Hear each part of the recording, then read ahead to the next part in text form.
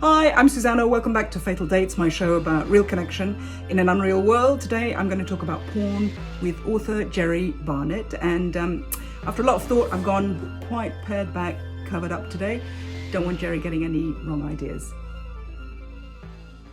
Hi, Jerry. Thanks so much for coming on Fatal Dates. How are you feeling coming on the show? I'm mildly excited. Thanks, Susanna. Thanks for inviting me. Okay, good. Well, it's a pleasure to have you here. And I'm just going to start right off into the deep end, I think, Jerry. So do you enjoy porn? I do, yeah. And I have as long as I can remember, which is quite a long time now. But it must have come in different technologies during that time. Yeah, so the first porn, it seems that 12 seems to be the age where most people kind of are around then report encountering porn, and that was the case for me. I had a friend who had an older stepbrother, so I think he was about 3 years older, and we found his porn magazine stash in his bedroom when he was out.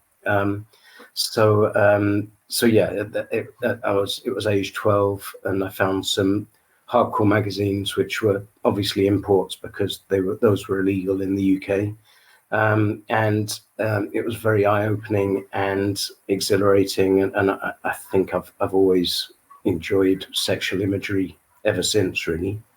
And okay, here I'm going to ask you a very personal question. Feel free not to answer it. So that encounter with porn, that's the first time that you encountered a naked woman's body? I think so. We were not the kind of family. I'd seen my mum naked, at least, because we weren't especially shy about walking around at home. So probably not exactly the first time, but yeah, just about, or virtually the first time. And yeah, it was, that kind of thing never happened in those days. We're talking the late 1970s, so I would have never seen that on TV. I wasn't really aware of porn mags in shops or anything. So yeah, pretty much. So that's a pretty shocking thing for your body to see. For the first experience of a woman's body to be hardcore pornography, that is in at the deep end, right? Yeah, and it also happened at the time I was hitting puberty, or I'd already started to hit puberty, which is kind of more important, because I don't think if I'd been 9, it would have meant that much to me at the time. It coincided with my sexualization. I'll still the word. It coincided with me starting to become a sexually mature person, and it left an indelible mark, and I've always enjoyed looking at naked bodies ever since. What was that indelible mark? It was a moment of awakening, and as I say, it wouldn't have happened if I'd seen that magazine a few years earlier, but it was the moment that it was one of those light bulb moments where you start to realize that there's more to the world than you previously thought for your previous 11 years since birth. So that it was quite difficult in those days, I imagine. I mean, I've obviously never seen porn in my life and have no association with it whatsoever. But my understanding would be that in those days, it was pretty hard to see porn unless you went into the newsagent, looked up at the top shelf, or went to your friend's house and they had an older brother and you could find whatever you did. It was difficult to access that kind of imagery. And on first seeing that, then, so there's two questions about that. First, historically, when you first saw that, how then did you feel you wanted to see those images again? How did you manage to do that? But then the other question about that is, things are completely different now, aren't they? And what do you think about that? So please answer my first question first, which is... Yeah, it was very hard to access porn relative to today, at least. It wasn't quite as hard as you imagine, because the legendary porn magazines hidden in a hedge, or in hidden inside toilet cubicles in public places or whatever. I mean, is that really true? Is that really true? Porn magazines in hedges. Tell me about that. I'm really curious. Oh, one did encounter kind of grubby, crumpled porn magazines or photos torn out of porn magazines. They seem to get around, and especially, I guess, at school once all the boys had hit puberty and so on. This kind of thing would get not necessarily traded around, but shown around. And it would make people valuable to, if they could show a nude or a sexual image. Around that time, there was nothing on TV, and yeah, I guess we became aware of the magazines on the top shelves of newsagents, and we would dare each other to go and buy them sometimes, and share them around. And I don't remember anyone not wanting to sell them to underage teenagers. So so I then built a little collection of my own, and it lived under my mattress. And later discovered that my mum knew about it, which is kind of obvious. Mum's change sheets, but yeah, it was my secret collection at the time. I didn't see a video. I didn't see any kind of moving porn image until I was given one at work. So I was about 20 or so. You're given one at work. Tell me about that. Oh, a work friend gave me a copy of a porn movie on VHS. VHS, which was the beginning of a revolution of seeing porn in the way. Before, it had been stag films. If you wanted to see porn video, that was a very hard thing to see. Is that true? Yeah, I mean, video. Yeah, I mean, it was filmed before that. So if you talk, the generation above me will talk about seeing, the 8-track film, and there were home movies, and people could, for the first time, watch films at home back in the 60s, because I think actually, was it 8-track? No, 8mm. Sorry, did I say 8-track? But yeah, it was cheap, relatively cheap.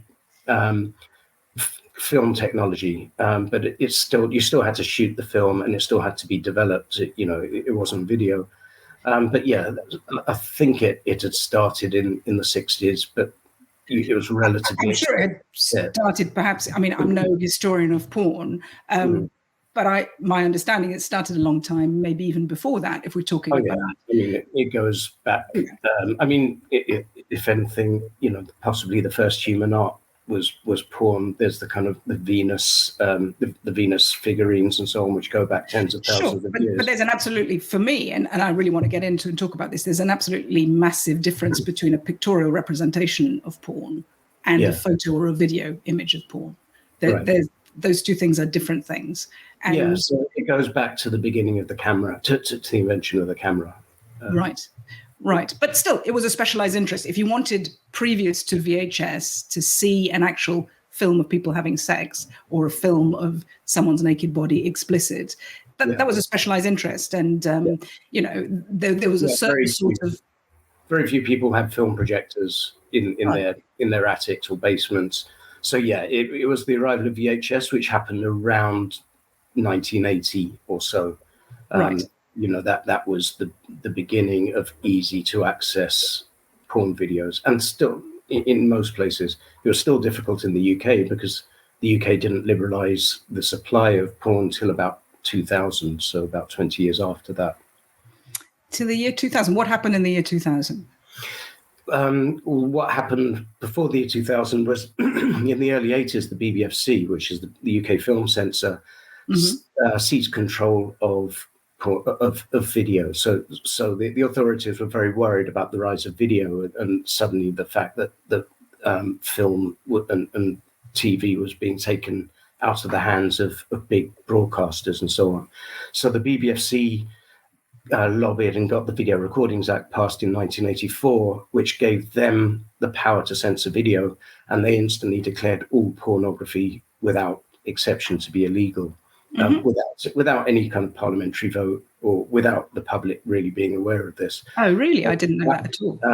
So I think there was a narrow part in the early 80s where video wasn't censored, but BBFC basically mandated a law that said videos could only be distributed in the UK with a BBFC certificate, PX or 18 as it is now. And they simply said that all explicit sex was banned. So there was a rise in very softcore porn in the UK, which only happened in the UK. It didn't happen in Europe or America because they didn't have these restrictive laws. But it was in 2000. It was one of the big porn distributors took the BBFC to court and won, basically saying that the BBFC had no legal right to ban pornography in the UK. You used an interesting word there, which is liberalization of porn. And, I've read your book. It's very good, very interesting indeed. And very much porn is part of a movement of liberalization, is perhaps a positing attitude behind that book. Is the availability of porn, which in fact is determined by technology rather than really any, it's technology that's allowed it rather than true shifts in our mentality or even our laws, I would suggest. Is porn for you part of a movement that is about liberalization, a movement that might be traced back to the Enlightenment, for example? I mean, the Enlightenment was concerned with free expression, free speech. We normally refer to it by, and obviously the free speech advocates tend not to be thinking about porn or they tend to be thinking about political speech or artistic speech or whatever. But it turned out, and we found it when the internet came along, it became popularized in the mid-90s.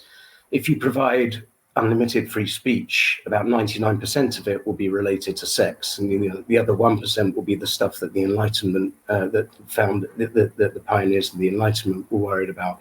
So it turns out humans, if you give people free expression, they will devote a very high proportion of that free expression to sex, because which kind of illustrates something about humans. And does it illustrate something about humans, or does it illustrate something about what used to be called men?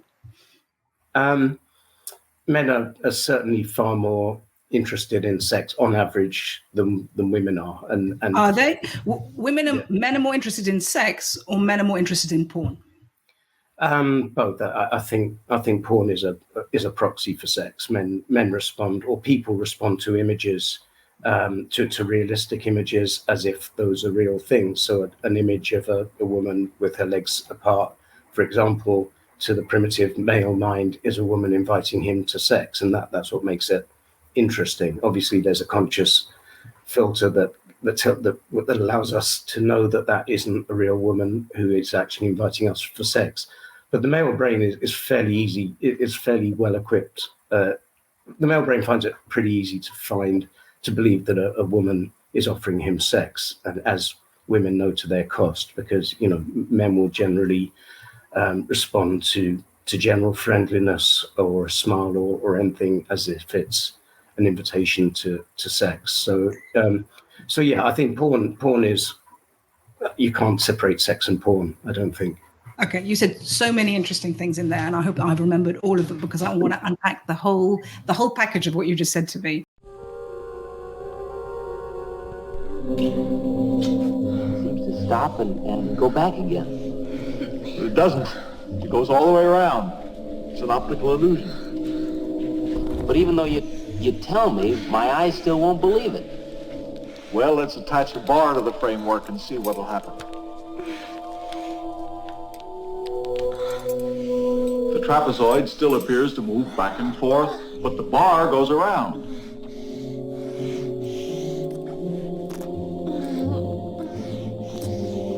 No, I'm really mixed up. Our brain still interprets the visual image in terms of past experience. The yellow scarf hung on a short wire from one end of the trapezoid moves around in a ghost-like circle. I'll never trust another trapezoid.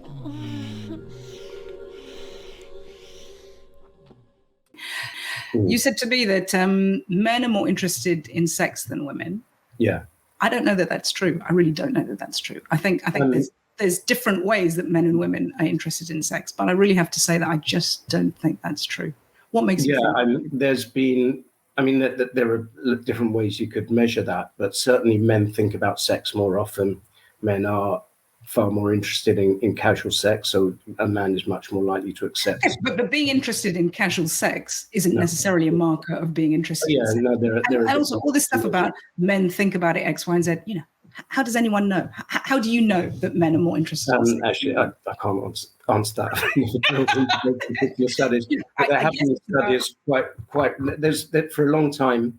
So we know that men are more open and would have more partners than women given the opportunity. Well, I think what we know is men can talk about it and admit to it more readily without there being in our society penalties against them for doing so.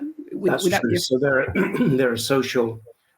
is a mix of socio-biological reasons why women perhaps pretend to have fewer lovers than they've had, whereas men tend to exaggerate the number of lovers. And what are those socio-biological reasons, do you think? Can I just say, I love it. Part of my podcast is often it ends up with talking about socio-biological reasons, and I'm no sociobiologist, and neither are most of my guests, and this is always the area that we end up in, and I'm thrilled. I'm just on the previous point, to finish the previous point, there has been some research recently that does seem to suggest that the stereotype that men are more interested in sex and that men want more sex more often on average is actually right. So that is backed by stats. What differs between men and women is, you have a minority of women who are extremely interested in sex, and a lot of those women are the ones that find themselves into porn or into sex work. Or, they're not people who do those things aren't necessarily that interested in sex, but in general, women who are much more interested in sex, who are less who don't tend to be stigmatized by sex, who don't tend to be ashamed of sex, do tend to find themselves in those areas. But so the distribution of sex is very different between men and women. So obviously, on average, the average man has as many straight encounters as the average woman, because that's unavoidable, because there's roughly the same numbers of men and women. But the distributions are hugely different. So the median woman has less sex than the median man, and there's a minority of women who are having more sex to compensate, who include sex workers.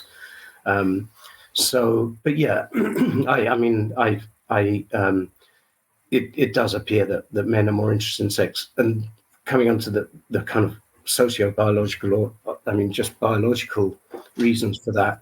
We're not a particularly unusual species when it comes to sex, and it's not that hard to understand the evolutionary pressures that would make men and women make different sexual decisions, namely that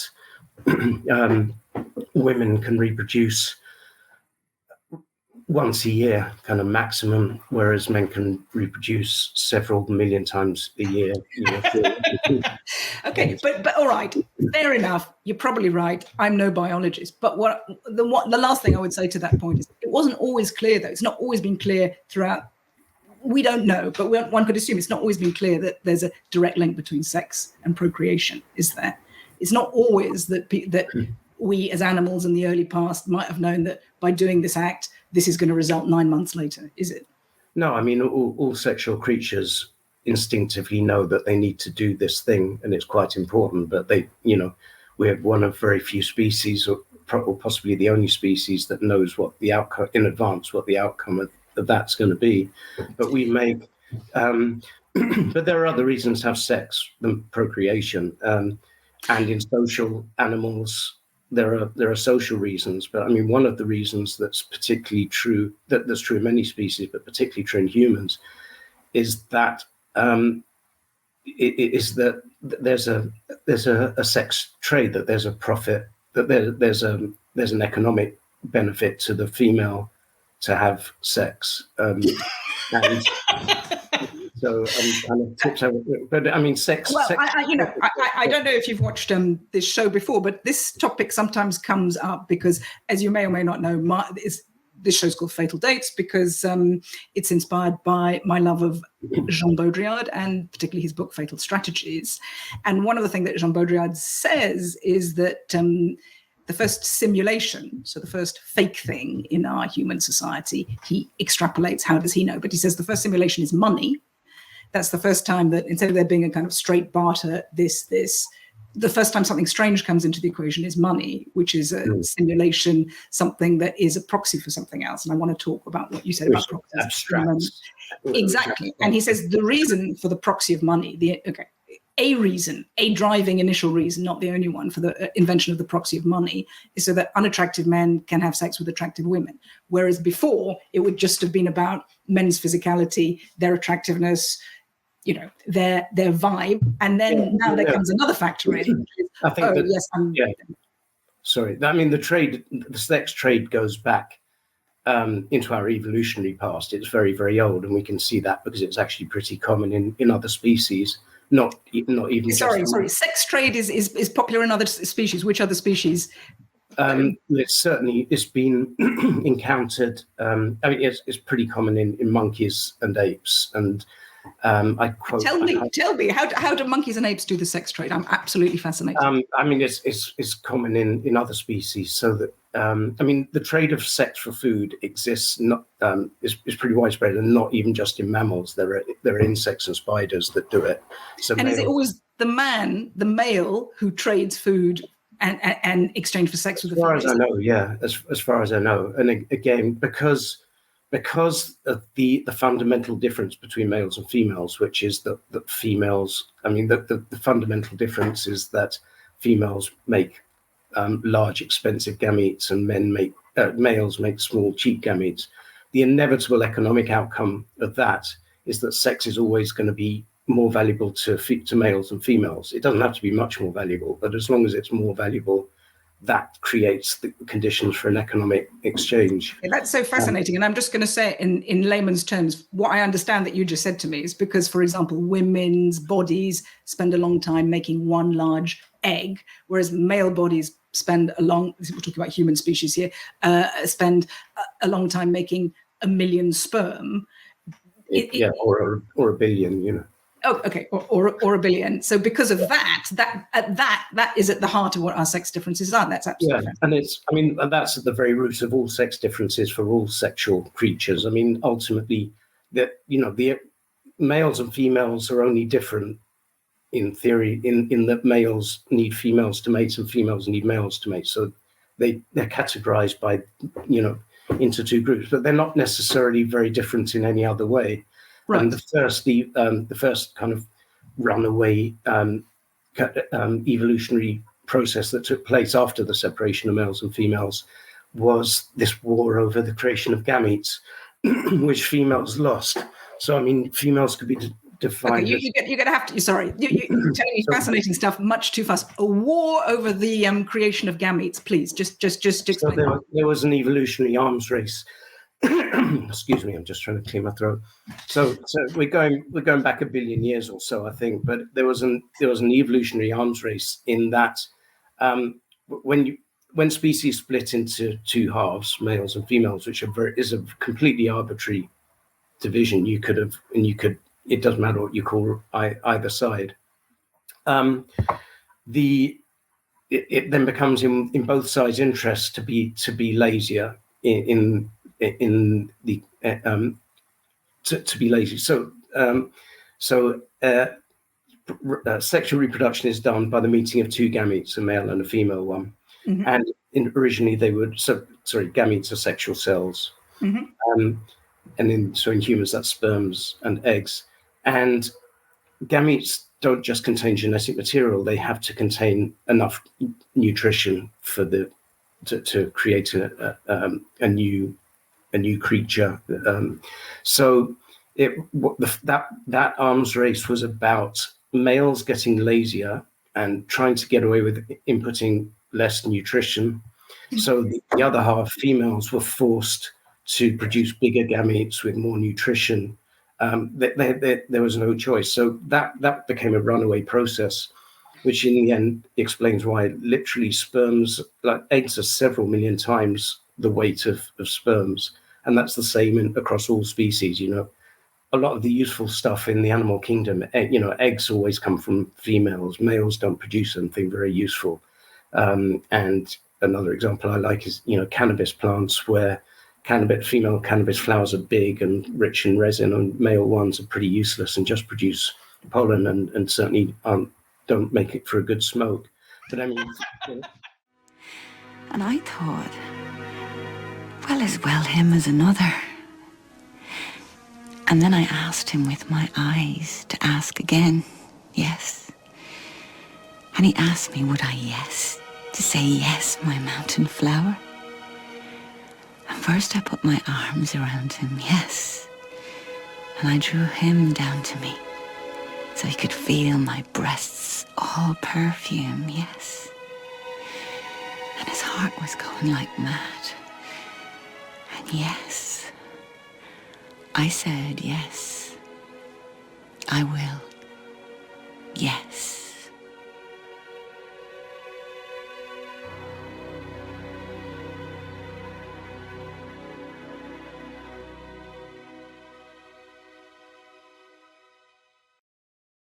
So males basically don't produce very much, but they do produce porn. And my brain is insisting, although we've gone down such an absolutely fascinating path here, and thank you so much, that I return to something that you said to me that really struck me earlier on, where you said that porn is a proxy for sex. What do you mean by that? I think it's so important to us, or to many of us, and to men more than women, but we're not just talking about men, because it latches right into literally our deepest desire.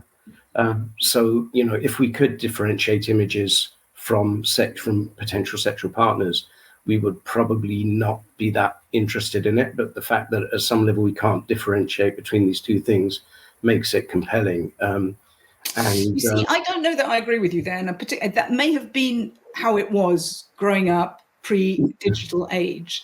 But I have a strong feeling that, in fact, it's not that, in fact, in many ways, for many people and perhaps for many young men, I'm not a young man myself, so I don't know exactly that this is true, that in fact, it's not, young men perhaps prefer porn and don't want to have sex. And perhaps some research that I've read kind of bears that out, doesn't it? That there's a lot less sex happening than there might have been in our days when we were growing up pre-internet.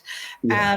And that in many ways, rather than it being like you can't differentiate between it, what it is like, this is actually a lot more convenient and always on tap for me. And the nature of the bodies that I can access are so much perhaps more beautiful than the bodies I might access myself to have sex with. And this will do me. Is that fair? To an extent, yeah. I mean, there are certain crude things that don't tend to be brought up in intellectual discussions about sex. But one is that men masturbate pretty often, again, more frequently than women. But after men masturbate, they need sex less. And so to an extent, porn's created this loop by which men can avoid sex. So the more satisfying masturbation is, the less likely men are to go out and look for sexual partners, which again is kind of risky, expensive, scary, socially difficult, and so on. So I'd say, from my own personal point of view, I greatly prefer real sex to masturbating to porn.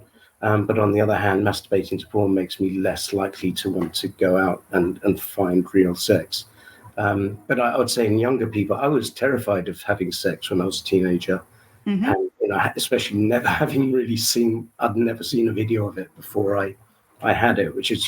Is it necessary to see a video of it before you have it? It wasn't necessary. I mean, I managed, but probably, we were just about, my generation was maybe the last generation that hadn't seen it before they'd done it. And it was, most of us of my age hadn't seen it before we did it, but it was scary. And if porn had been available, it may have, I think you overcome the fear factor to have sex when you're a teenage, when you're an adolescent male. And maybe if porn was available and I was less horny, then it would have taken it would have been harder to overcome that fear factor. So I think porn is part of the story in as to why we're having less sex. And so it's absolutely fascinating. You grew up and had these experiences pre-digital and the internet, and you're very sex positive and very porn positive.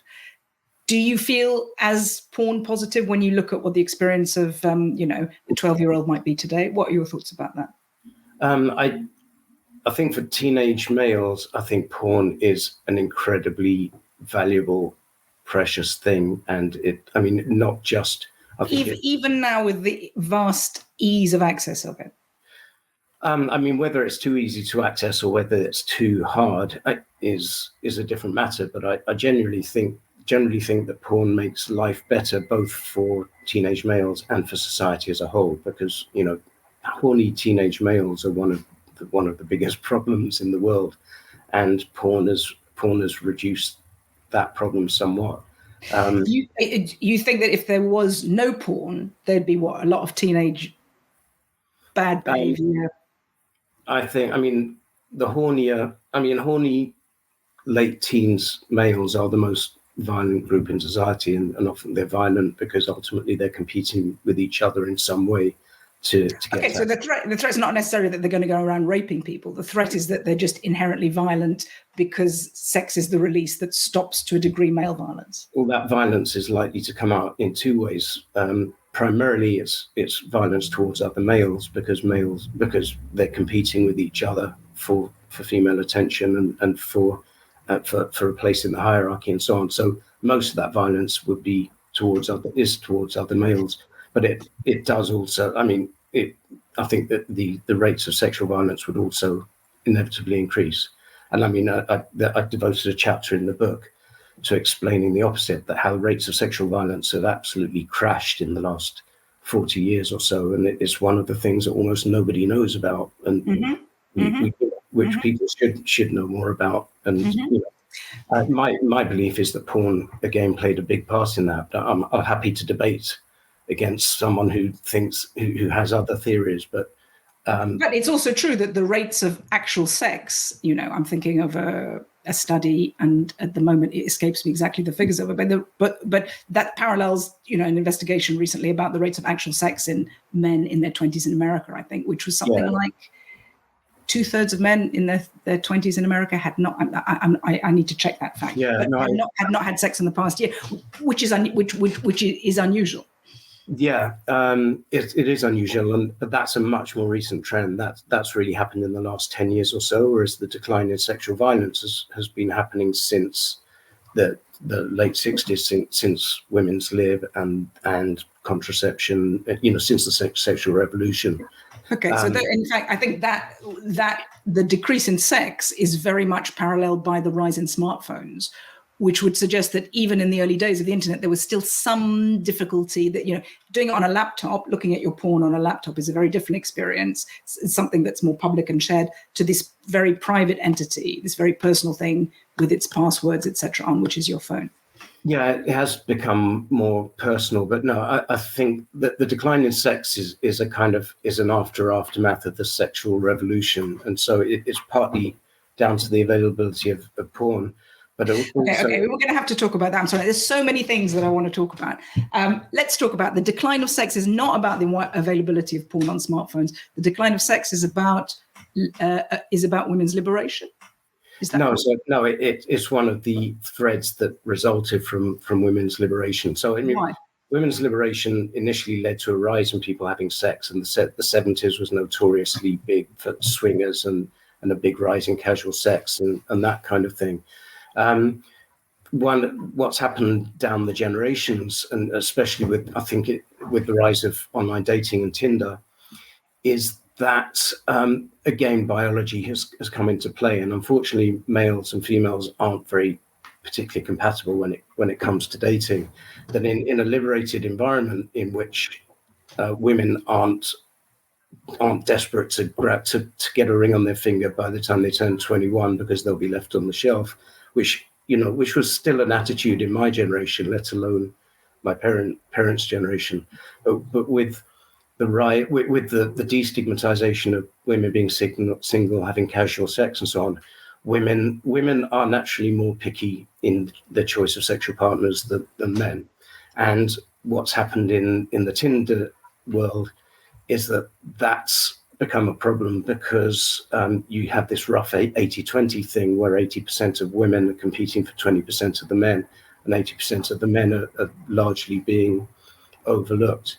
And, you know, the reason that wasn't a problem before is that we've had socially enforced monogamy for millennia, you know, centuries at least, if not millennia, which is why young women were running around trying to get the best possible mate before they settle down. And so ultimately, so the end result has been that women are having as much sex as they want because women don't find it that hard to find sex. 20-ish% of men are having lots and lots of sex, as much sex as they could want. And but that's fed back into a situation where women are very dissatisfied with dating. And I think one of the things driving that decline in sex is this imbalance between males and females. Women can get as much sex as they want, but they can't necessarily find commitment, and men simply can't get as much sex as they want unless they're in the top 20% best looking. So what you're saying is so interesting, and I'm sure there's a lot of validity to it.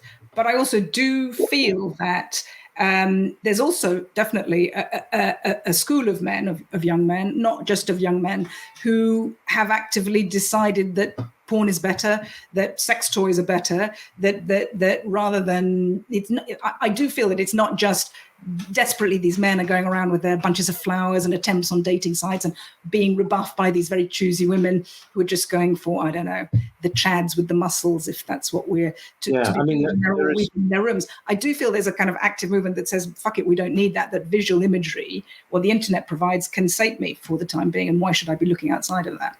I mean, I'd characterize it more as men going away and licking their wounds because they're failing in the dating market. So I think it's, okay, but yeah, but they have gaming, they have porn, they have online communities. Yes, I don't think it's a positive decision. Metal games, porn, and metal. I've been reading online. That's the solace for and perhaps tweeting also. That's the solace for men who are not getting enough sex.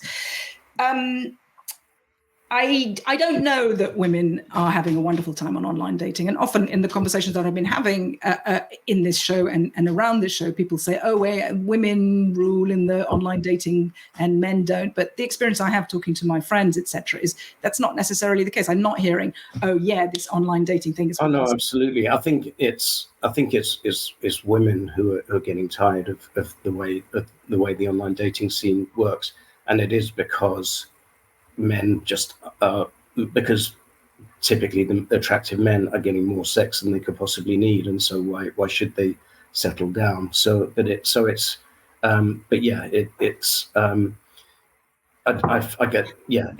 Women seem to be not enjoying this world at all, unless they are from that minority who and there is a minority of women who generally see casual sex much in the stereotypical male way, and who enjoy that lifestyle.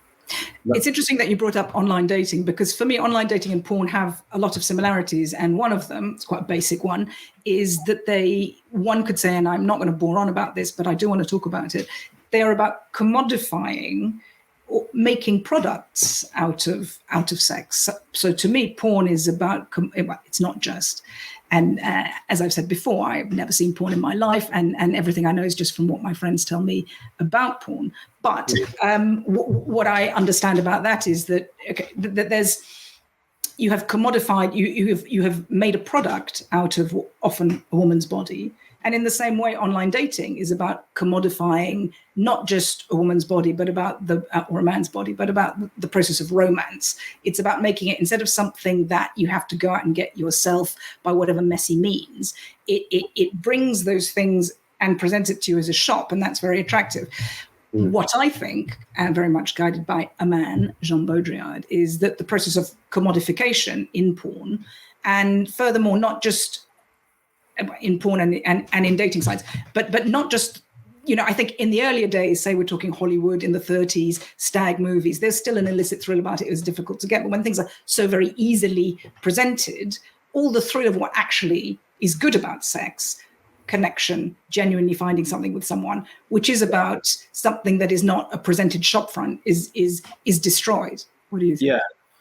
And this is what, I find myself becoming more conservative as I get older and think about the subject more. But I think that kind of the advice to women that women tend to give other women, kind of don't sleep with a man on a first date or so on, which I thought was conservative nonsense in the old days.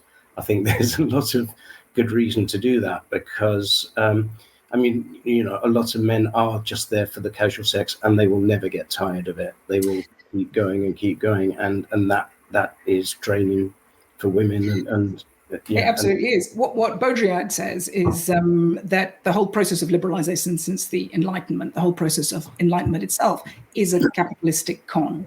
That rather than it being about genuinely, we lived in an oppressive world of feudalism, whatever, wouldn't it be wonderful not to be slaves but to be free? That this is a carrot dangled in front of us, and that the whole process of liberalization and the whole process of sexual liberalization is to turn us all into more avid consumers and to turn us all into product. I think it's, sorry, I don't see it like that. I think that liberalization, free markets and individual freedom basically let us become what we actually are. Whereas, all of the social structures that have been put in place for millennia. For millennia. Are you what you actually are? I would say I'm fairly open and try to be rational and I'm very you are who you actually are. So if you've been born during feudalism, a serf or whoever you would have been, I'm by no means saying you would have been a serf during feudalism, but that would have repressed you in your inner personality. But now you are free and you are yourself. Is that right? Oh no, my mind is constructed from my biology plus my 57 years of life experience. But what I mean by that is that our biological urges, a lot of social structures are created to suppress biological urges. And when you take those away, the biological urges return. So consumerism, if you want to call it that, allows us to do the things that we would do if there were no if there were no social stigmas.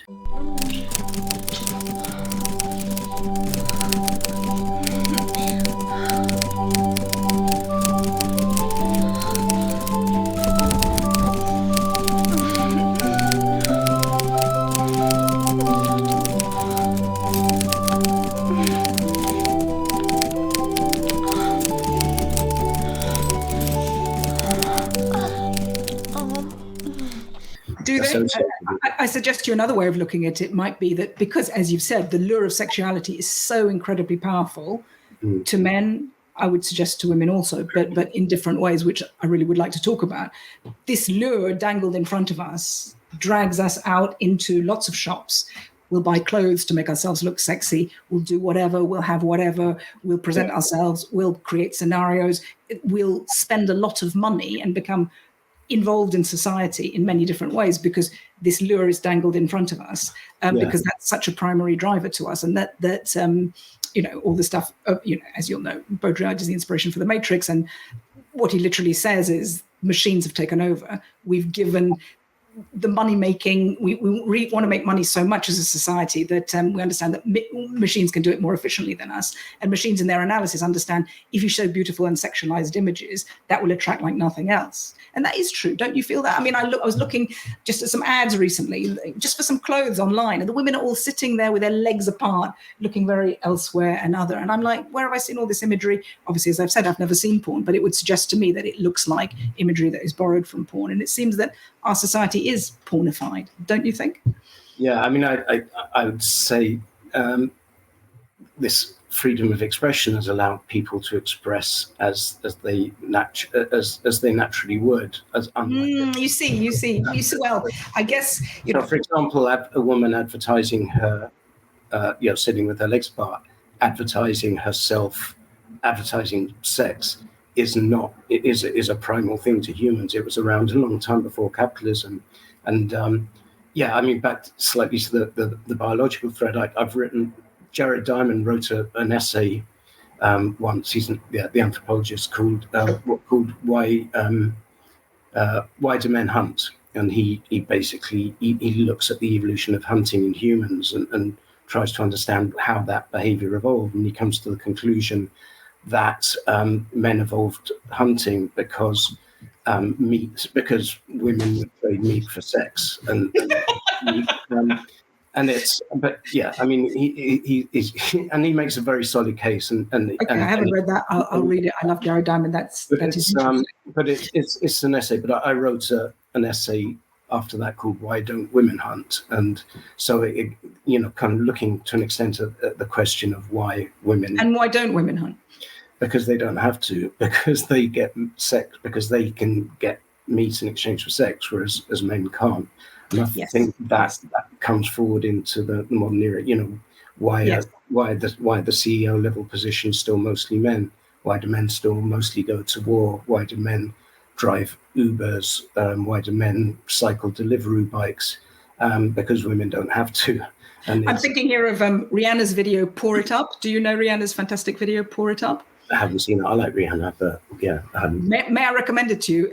She basically says it's a video about how she says she goes to strip clubs and likes it, but at the end of the evening she's still got all her money, so she can both enjoy seeing the fantastic pole dancers while also retaining all the money for it or having money given to her. Yeah, and this is a lesson that we're not supposed to talk about. Well, there you go. But that is the core of what, for example, Baudrillard says, which is that there's a tremendous imbalance that is not just down to the gamete level, that, upwards and onwards from that, women have got everything. They can have sex and they can have money for having sex. And that so much of the themes of these conversations that I've been having are, what is the amount of resentment and difficulty that men have given that situation?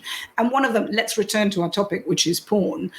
When, as I said, I never watch porn, but when other people who do watch porn and reported about it to me discuss it, what they say to me is that the porn that is seen, the mainstream porn that is seen, is not the ecstatic connection between two gorgeous individuals, as you might see, for example, portrayed in Indian temples. It is not a beautiful engagement.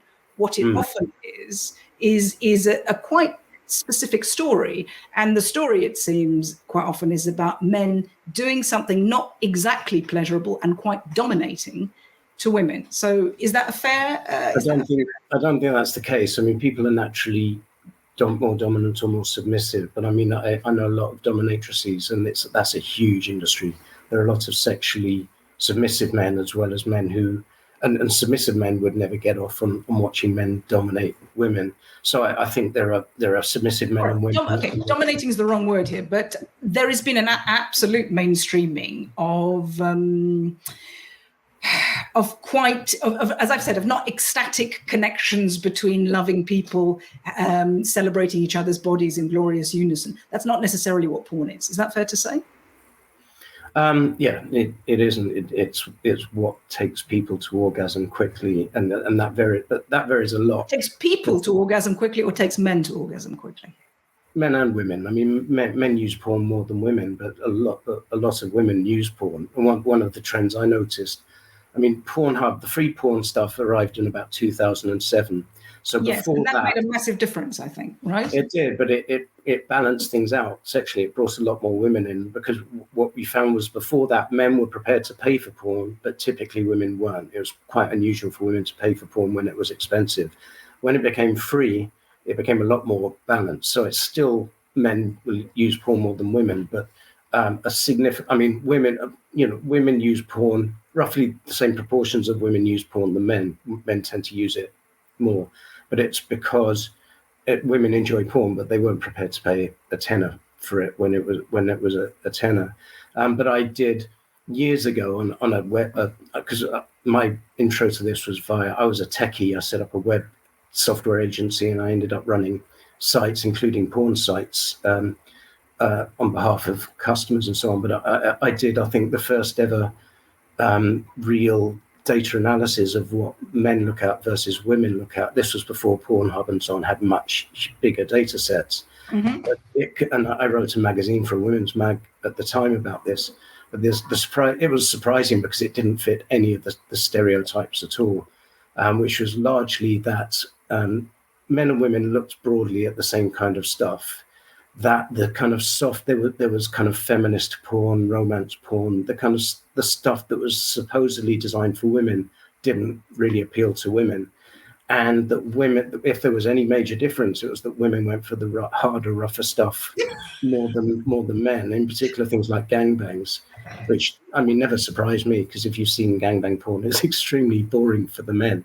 And the men are lining up to each get their 2 minutes with a porn. Something I suggest about that. Obviously, I've never seen gangbang porn, but what I would suggest, in knowing something about myself and knowing something perhaps about women, is it's very that if we're to be very make generalizations here, men are attracted to women's bodies and women are attracted to being wanted, and so a situation of a gangbang porn is something where a lot of men want a woman, and perhaps even what that is doing is being an image of what you said yourself earlier about the sperm and the and the egg. Yeah, a gangbang doesn't make a lot of sense in reverse. There is a reverse gangbang genre of porn, but at most you'll get eight women with a man or something, and I don't think that's not going to fulfill many fantasies. A threesome's great. Threesomes are great for men, but beyond that, you have to be very ambitious indeed. Do men get turned on by degrading women? Some men do. Why is that? Because I think it's more prevalent than women getting turned on by degrading men. Probably.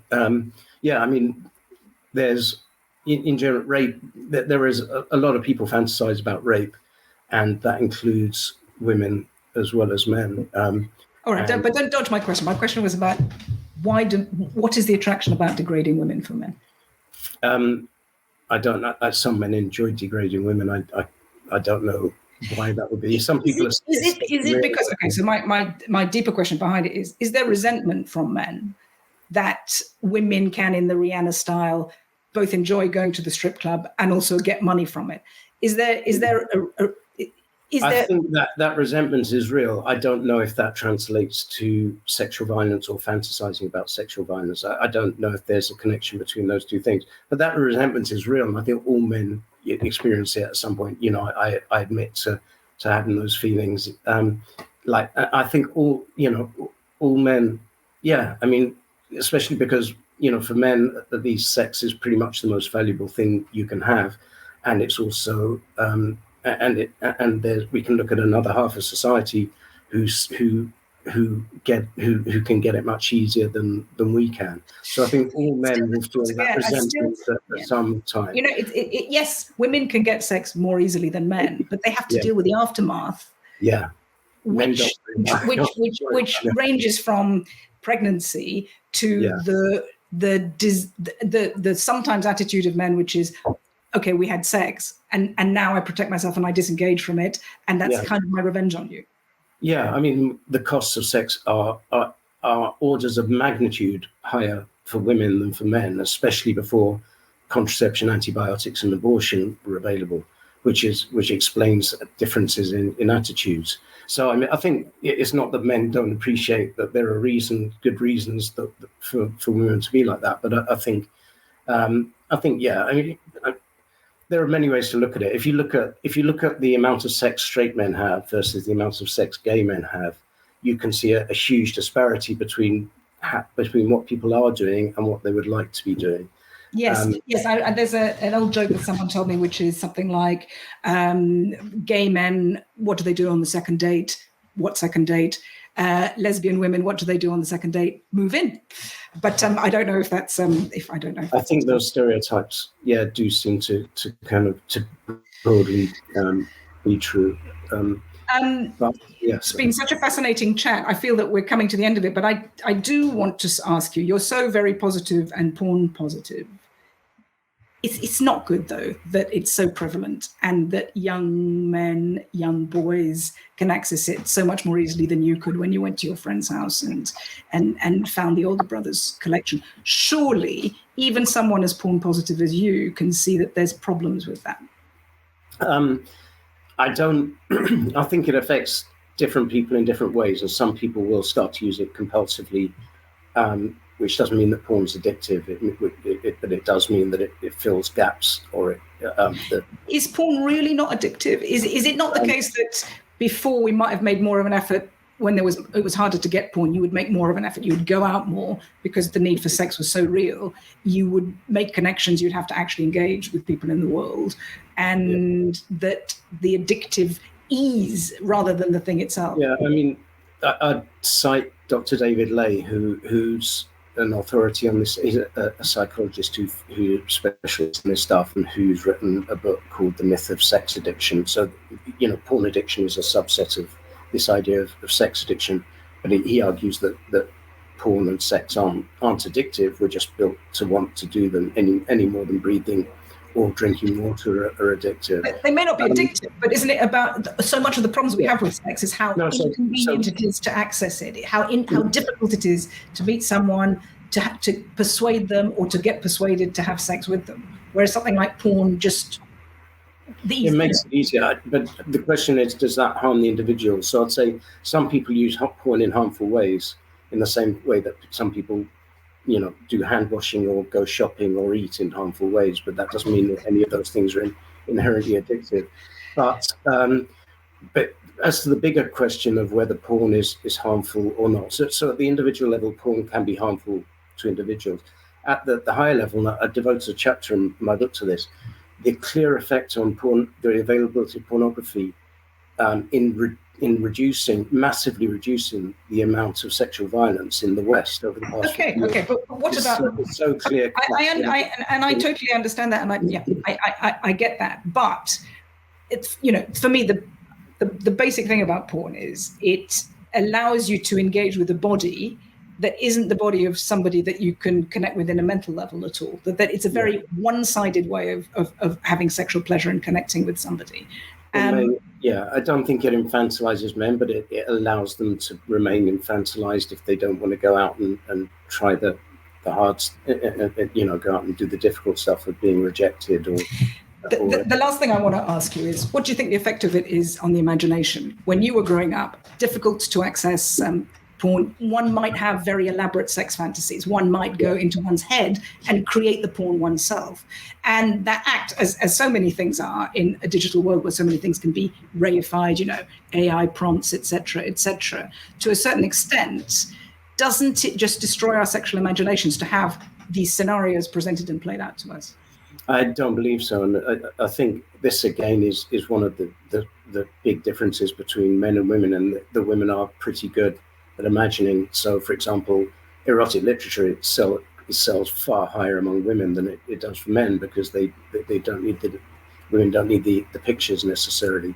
But I don't think men are very good at visualizing, and I'm certainly not. And I still, to this day, find masturbation with porn a lot better than the masturbation without. It's not that I can't visualize. May I cheekily suggest perhaps that's because you've had so much access to porn. Perhaps you've had less access to porn. I don't have a troll me that never watched porn, but but this is more generally seen as one of the differences between the sexes, that men just don't have these imaginations. So if you ask men and women for their perfect fantasy, women will start talking about location. It's on a beach, there's a bottle of champagne, there's whatever. Well, maybe that's what they'll say to you, but I mean, but women will put their fantasy in a context, whereas men will say threesome, or threesome with this person and this person, or whatever. And I again, I only know my own mind, but I never, in that scenario, I don't care about context. It's kind of some kind of weird green screen or something going on behind it, but I don't care where it is, or the scenario or how it came about. It's about the moment, and seems to be the way my mind works. Even though, as I think some radical feminist commentator said at some point, my brain has been porn-addled, so I can't. How it would have been otherwise. Okay, so my last question to you is, what's so great about women's bodies? They're just great. I don't think it needs to be explained, because not only do straight men understand this, women understand it, even straight. Explain it to me. What is so great about women's bodies? I have my own. I love women's bodies. I'm a pretty much entirely straight man, and it's softness, smoothness. Those are the kind of thoughts that come to mind when it comes to women's bodies. But that, sex isn't about women's bodies. So what is sex about? Sex is about making a connection with a person. It's horny because you're making a connection with a person, because they're allowing you into places that they don't allow many people into. And how much I've enjoyed porn over the years. The great thing about sex is the making the eye contact and the connecting and the giving each other pleasure, which you never get from pornography. So where we started was you saying to me,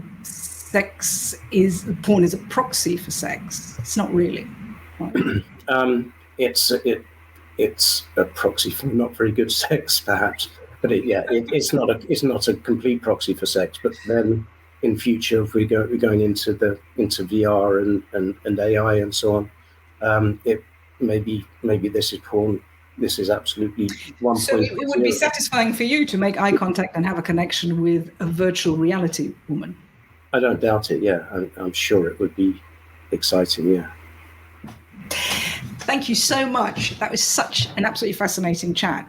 The time just flew by for me, and there's so much more that I could discuss. Really, that was great. Thank you. Thank you.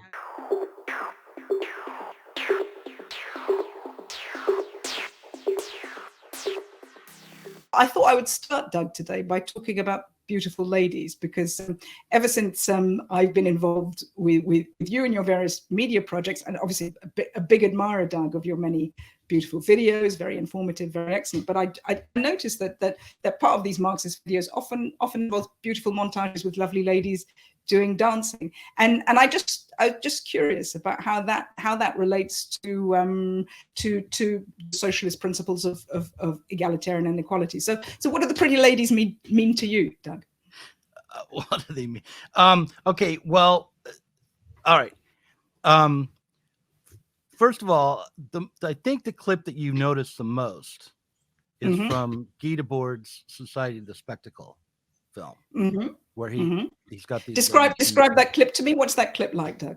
It's from an advert, a French advert, I believe, for, I don't know, hosiery or something like that. I'm not sure, but and they are dancing and taking their clothes off. Are they? Dance. Yes. Yeah. And so I guess it's a strip dance with like 5, 6, 7 women, all of them absolutely beautiful, devastating kind of models, but from the 60s. So as a sort of retro quality. And I believe Debord would use these clips from advertisements to illustrate the way in which the best aspects of life had been separated from people and turned into commodities, turned against us. So he would, these were critical cuts, that he would take.